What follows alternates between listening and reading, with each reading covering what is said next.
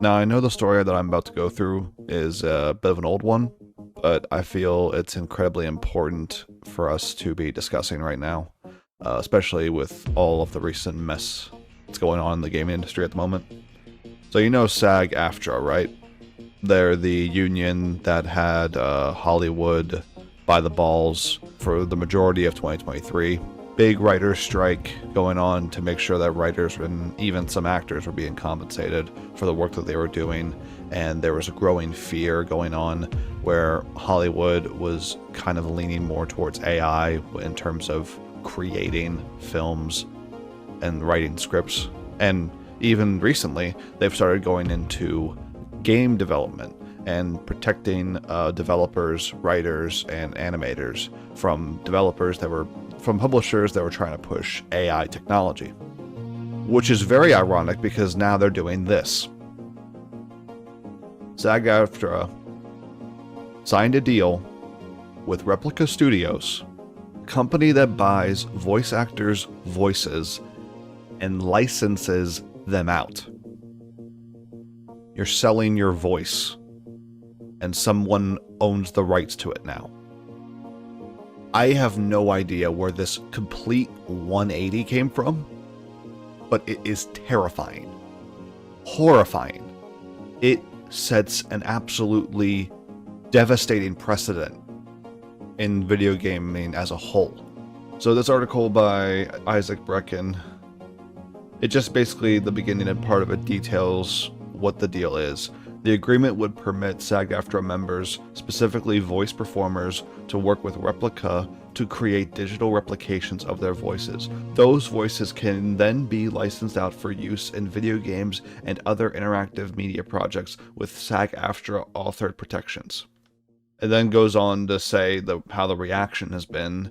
Emmy Lowe, who did some voice work for Genshin Impact and Honkai Star Rail, they tweeted saying, "Love how we're paying dues to a union that will throw our jobs to AI and then claim we all agreed to it." I mean, that's what they'll do, right? They won't take any responsibility. At a pivotal point right now, when unions are losing the trust of their people, one of the biggest unions in America does this. If you want people to stay untrustworthy of unions, this is how you do it. And it's depressing.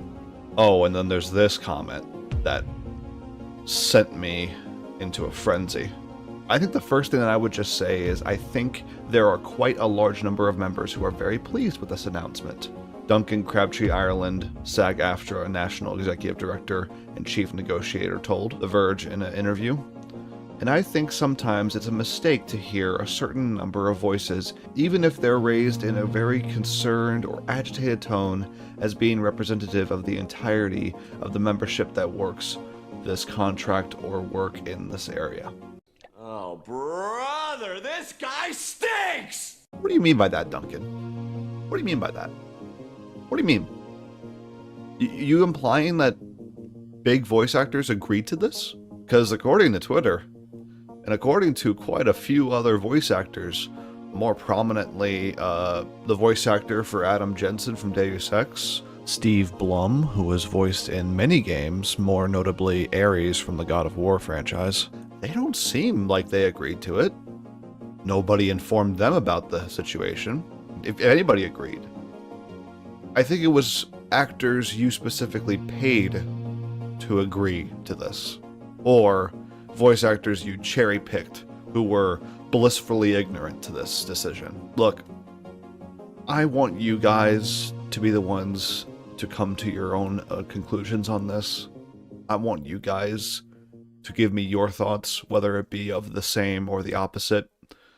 And that's why I'm going to be leaving links to Replica Studios' full text document detailing the agreement and what it entails. So if you wish to read that and get a good side of each story, you may go ahead. But for me personally, there is nothing in that document that can convince me that this is morally justified, morally good in any way. I'm sorry, but there is a serious problem if we are getting to the point of selling people's voices. Because here's the thing about it. Where does it stop? Will it just be voices? Do we promise? Pinky swear? Or is what's next coming for the entertainment industry actors selling their bodies? Well, it won't be bodies. It'll be faces first. First, it'll be the face. Because, hey, you can sculpt a body in any 3D modeling program. It's not that hard. But, like, actors can license their faces, their likeness, and have it sold and cash in on all the royalties if they so choose to. And then maybe later on down the road, we can move on to bodies. Full body licensing. I mean, hey, you'd make good money, you wouldn't even have to do anything. But you get what I'm trying to say, right? This is a problem. This is not a solution.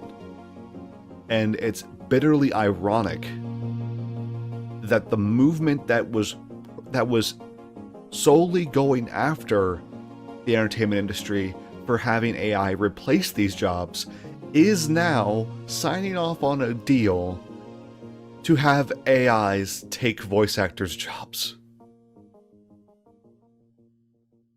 I'm sorry, but SAG-AFTRA, they're a scam.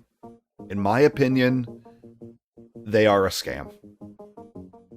Unless by some miracle after all this fallout, which I unfortunately don't even think it's enough, but unless by some miracle the upper management who agreed to this agreement is fired and the agreement is canceled, which I don't even think it can anymore, then I'll consider having some respect left for them.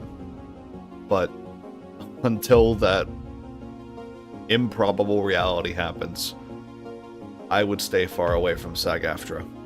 Look to different unions, better unions, because these guys are an actual scam. That's about it. See you guys on the stream Friday.